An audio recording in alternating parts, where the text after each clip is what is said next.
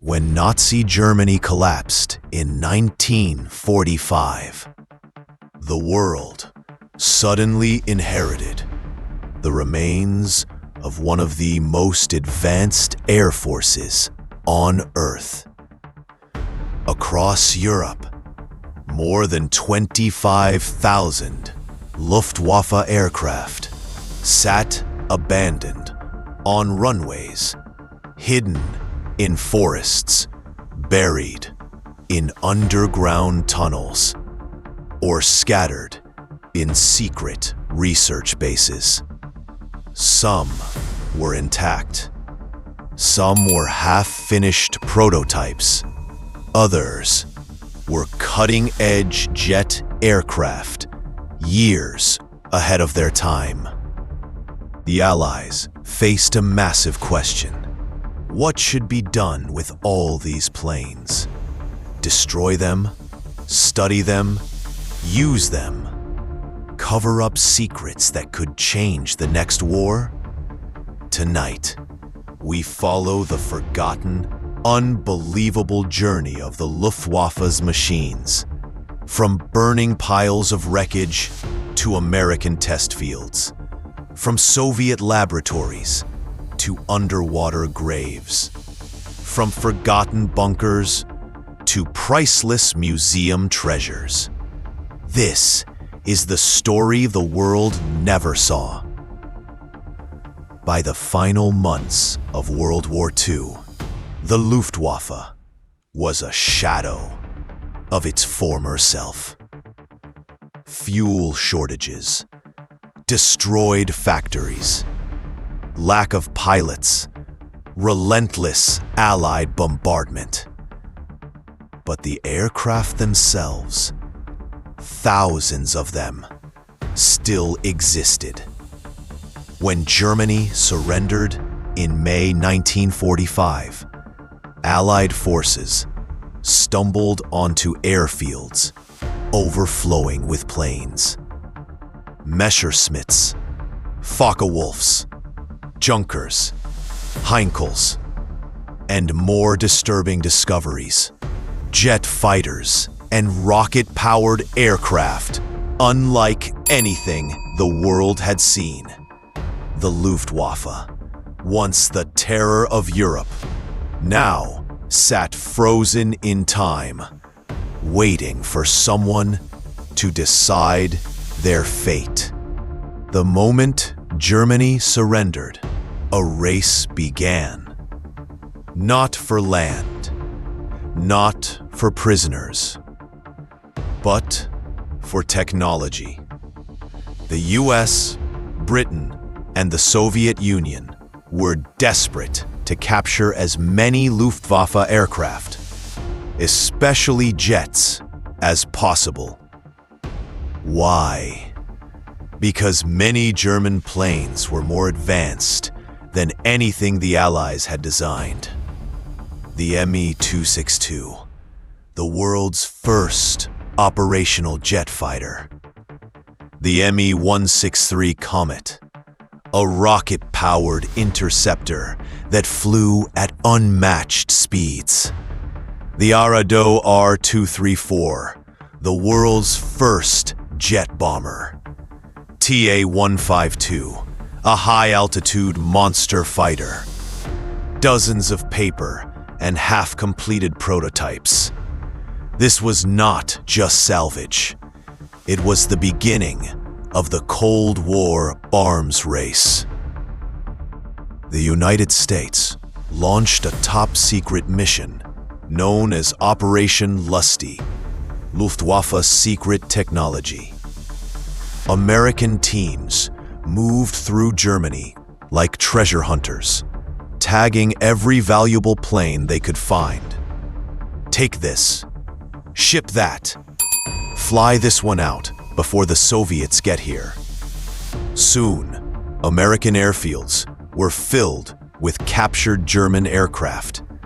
Examples: dozens of Me-262 jets, the Arado 234 jet bomber, Me-163 rocket fighters, FW-190s, EF-109s, Ju-88s, prototypes never seen in combat. Many German pilots, desperate to avoid Soviet capture, flew their planes directly to American lines, surrendering themselves along with their aircraft. The US even hired former Luftwaffe mechanics to help reassemble the planes, under heavy guard.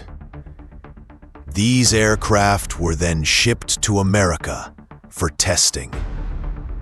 The results would shape the next generation of American jet fighters. Britain also wanted German aircraft, especially jets. The Royal Air Force rushed teams across northern Germany to gather Me-262s and AR-234s before the Americans did. British test pilots flew German jets back to England. One pilot described the Me-262 as like stepping into the future. The British studied German engineering intensely, especially swept wings, turbojet engines, rocket propulsion, high-speed aerodynamics. Their research contributed to Britain's own post-war jets, including the early designs that eventually led to the English Electric Lightning. But no ally collected more aircraft than the Soviet Union.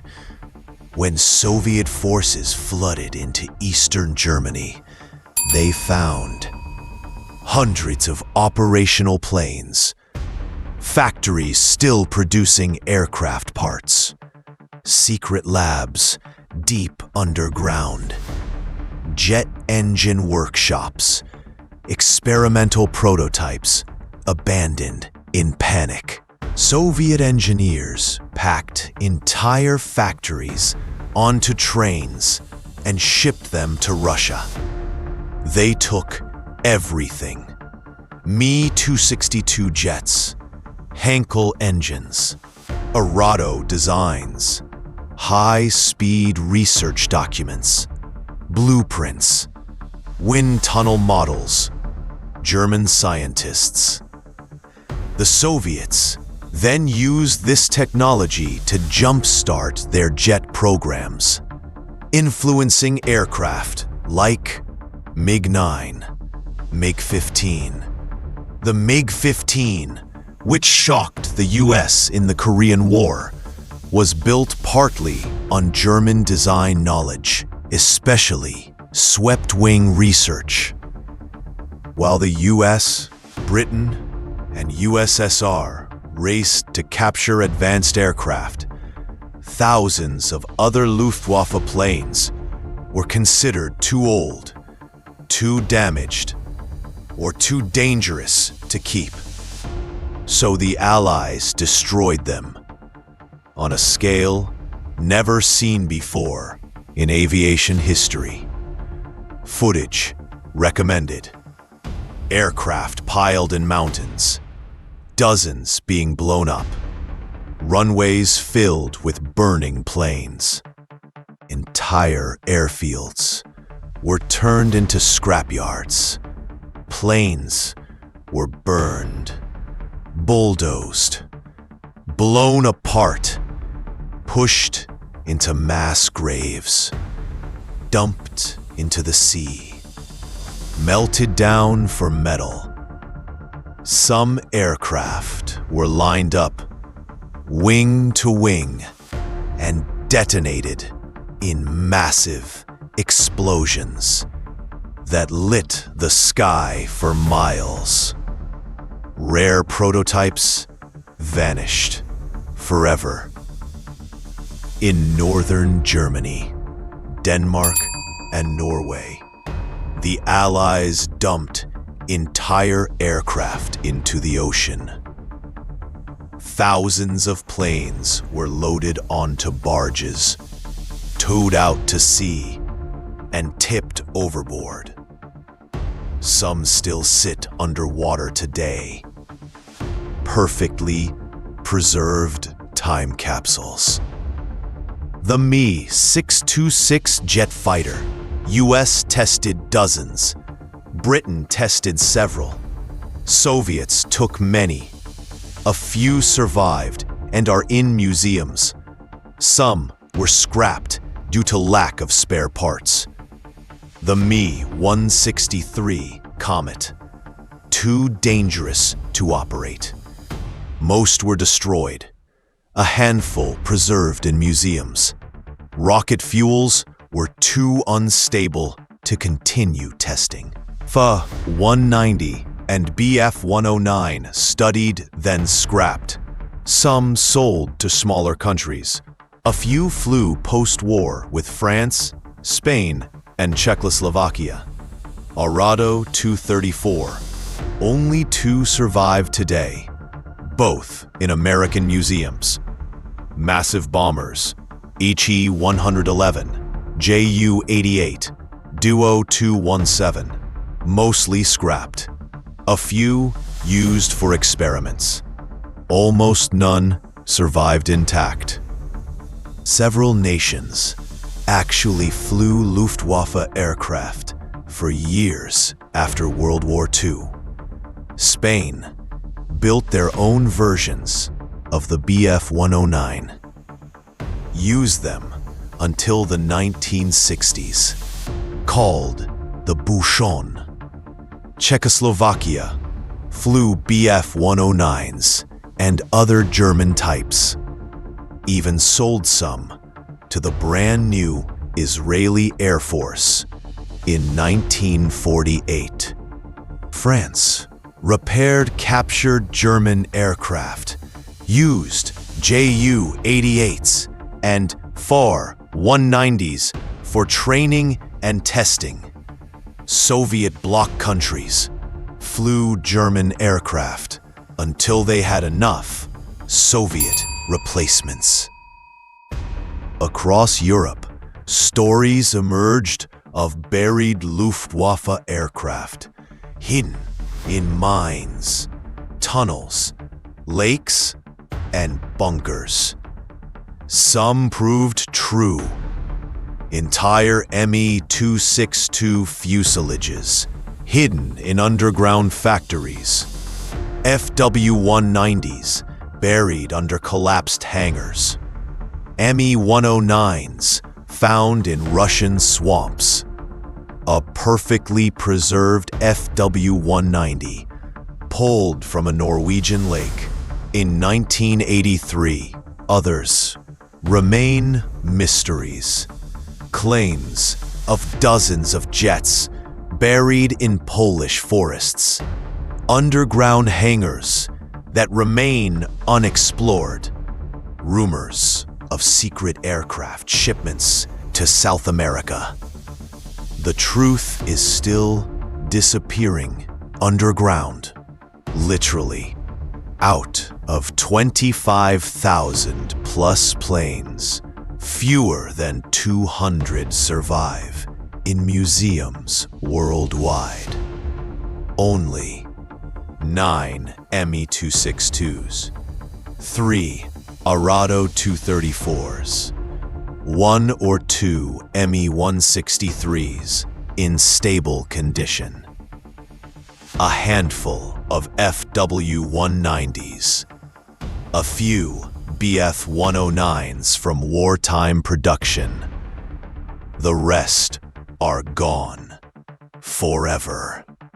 So what happened to the Luftwaffe planes after World War II? Some became teachers, shaping the aircraft of the Cold War. Some became trophies, displayed in museums. Some became secrets, locked away in bunkers. Many were destroyed, burned, buried, or dumped into the sea. But their legacy remains, alive in every jet fighter today, in swept wings, high-speed aerodynamics, and the very shape of modern air combat. Their story did not end in 1945. It simply took flight in a different direction. If you enjoyed this deep dive into history's forgotten aircraft, don't forget to like this video, share it with someone who loves aviation, and subscribe to ConflictFrame for more powerful, eye-opening war documentaries. Your support helps us bring history back to life, one story at a time.